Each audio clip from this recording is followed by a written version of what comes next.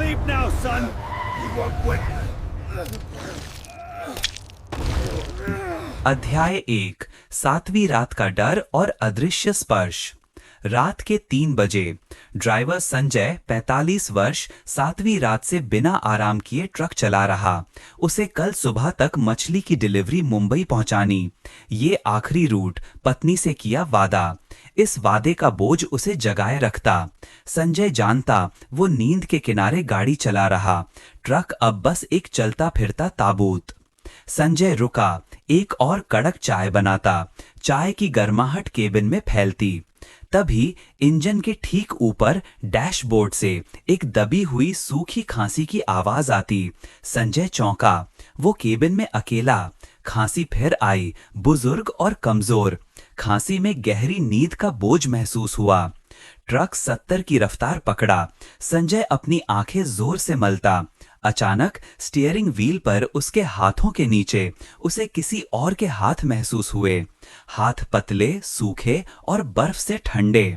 संजय चीखने की कोशिश नहीं किया। वो डर के मारे स्टीयरिंग को कसकर पकड़ा। वो धीरे से नीचे देखा। स्टीयरिंग व्हील पर उसके हाथों के नीचे पीली, झुर्रीदार किसी बूढ़े आदमी की उंगलियां सटी थीं। संजय डर के मारे अपने हाथ खींचा। वो दूसरा हाथ भी तुरंत गायब हुआ। संजय ट्रक को सड़क के किनारे रोकता। सब खाली। तभी स्पीकर से वही बुजुर्ग खांसी फिर आई और इस बार आवाज साफ पर थकी हुई। इतनी जल्दी क्या है बेटा, मुझे सोने दो।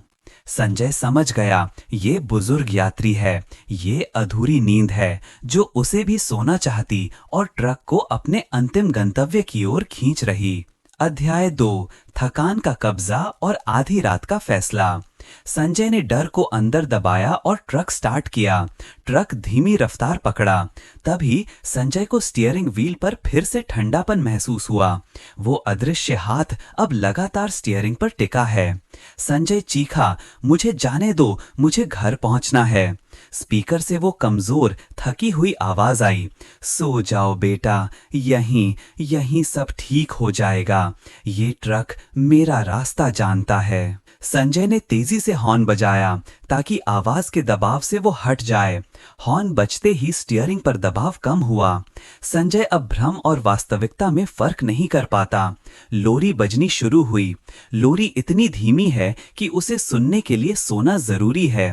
लोरी की हर धुन संजय को अपनी आंखें बंद करने के लिए मजबूर करती। संजय जानता, अब सोना यानी मौत, जागना यानी पागलपन। उसने अपनी जेब से एक छोटा धारदार चाकू निकाला। उसने ट्रक की रफ्तार तेज की। स्टीयरिंग पर अदृश्य हाथ का दबाव बढ़ गया। ट्रक फिर से खाई की तरफ मुड़ने लगा। संजय चीख कर खुद को जगाए रखता, मैं नहीं सोऊंगा, मुझे घर जाना है।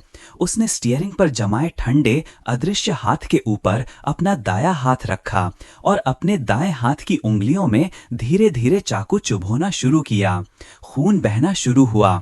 दर्द का भयानक झटके ने उसे नींद के जाल से बाहर खींचा। स्टीयरिंग पर जमा अदृश्य दबाव तुरंत हट गया। वो थकी हुई बुजुर्ग आवाज कमजोर हो गई, तुम नहीं सोओगे, तुम नहीं हारोगे। अध्याय 3 खून, धोखा और अंतिम सड़क। संजय ने अपने हाथ से चाकू निकाला। दर्द का भयानक लावा उसकी नसों में दौड़ता। अधूरी नींद अब उसकी मानसिकता पर हमला करती।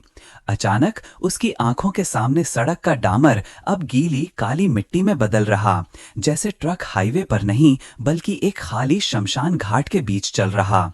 उसने जोर से ट्रक को मिट्टी से बाहर निकालने की कोशिश की। तभी विंडशील्ड पर, जहां वाइपर चलते हैं, कोहरे की एक मोटी परत जमने लगी और उस कोहरे के बीच संजय को बूढ़े आदमी का चेहरा दिखाई दिया। चेहरा शांत, पीला और आंखें बंद। आवाज अब गुस्से वाले आदेश की तरह आई, बाएं मोड़ो, बाएं, नहीं तो तुम अपने परिवार तक नहीं पहुंचोगे। संजय ने शीशे में देखा, कोहरे के पार सड़क पर उसकी पत्नी और बेटा खड़े हैं। वे हाथ हिला रहे हैं। संजय जानता है ये यात्री का सबसे बड़ा धोखा है। उसने अपने हाथों में दर्द को महसूस किया। दर्द ने उसे वास्तविकता में रखा। उसने ब्रेक नहीं लगाया। उसने ट्रक का इंजन बंद किया। ट्रक तेजी से भाग रहा। उसने आखिरी बार स्टीयरिंग व्हील को पकड़ा।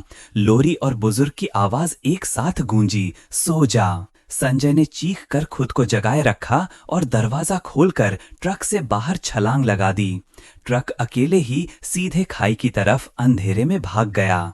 अध्याय 4, माल का खतरा और हाईवे पर अंतिम लड़ाई। संजय सड़क पर पड़ा रहता है, खून बहता है। उसके ठीक सामने मछली के टुकड़ों से भरा एक गीला बोरा रखा है जो ट्रक से बाहर गिरा।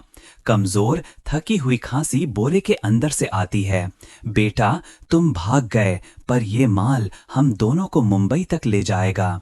संजय जानता है ये अधूरी नींद है जो उसे हादसे की जगह तक ले जाना चाहती है। उसने लोहे की छड़ निकाली और बोरे पर पूरी ताकत से वार किया। हर बार जब छड़ बोरे को छूती, अंदर से वो थकी हुई आवाज आती, क्यों नहीं सोते, तुम थक चुके हो। संजय जानता है अगर वो रुका तो नींद उसे खींच लेगी। उसने लोहे की छड़ से बोरे को चीरना शुरू किया। अंदर मछली के साथ गीली मिट्टी और पीली सड़ी हुई लकड़ियां मिलती हैं। तभी बोरे के अंदर से एक छोटा सा पुराना लकड़ी का खिलौना बाहर गिरता है, गोपाल चाचा का टूटा हुआ ट्रक। अधूरी नींद अब खिलौने के जरिए बोलती है, मेरा ट्रक ले लो और सो जाओ। संजय ने पूरी ताकत से वो टूटा हुआ खिलौना और लोहे की छड़ खाई की तरफ फेंक दिया। जैसे ही खिलौना खाई में गिरा, बोरे के अंदर से एक तेज, लंबी लेकिन खामोश चीख निकली। चीख के बाद सारी सड़ी हुई महक हवा में गायब हो गई। संजय जानता है उसने अपनी थकान, लापरवाही और अधूरी नींद के खतरे को हराया है। अध्याय 5, मुक्ति, घर वापसी और अंतिम सबक। संजय हाफता हुआ खाई के पास रुके ट्रक के पास पहुंचा। इंजन अभी भी धीरे धीरे चल रहा। सुबह की पहली किरणें हाईवे 66 पर पड़ रही हैं। केबिन के अंदर की गीली मिट्टी और डर का साया हट गया। संजय ने कंपनी को फोन किया, पूरे हादसे की सच्चाई बताई, सिर्फ भूत के बिना। उसने थकान और खतरे के बारे में बताया। उसने माल का नुकसान स्वीकार किया, पर जानता था कि जिंदगी नहीं हारी। घर पर उसकी पत्नी और बेटे ने उसे गले लगाया। उसका हाथ लहूलुहान था, पर आंखों में जीत थी। उसने अपने बेटे को बुलाया और उसे समझाया, बेटा, ट्रक हो या जिंदगी, तुम्हारे हाथों में हमेशा एक स्टीयरिंग व्हील होता है। अगर तुम सो जाओगे या अगर तुम डर जाओगे तो कोई दूसरा अदृश्य हाथ उसे किसी और दिशा में मोड़ देगा।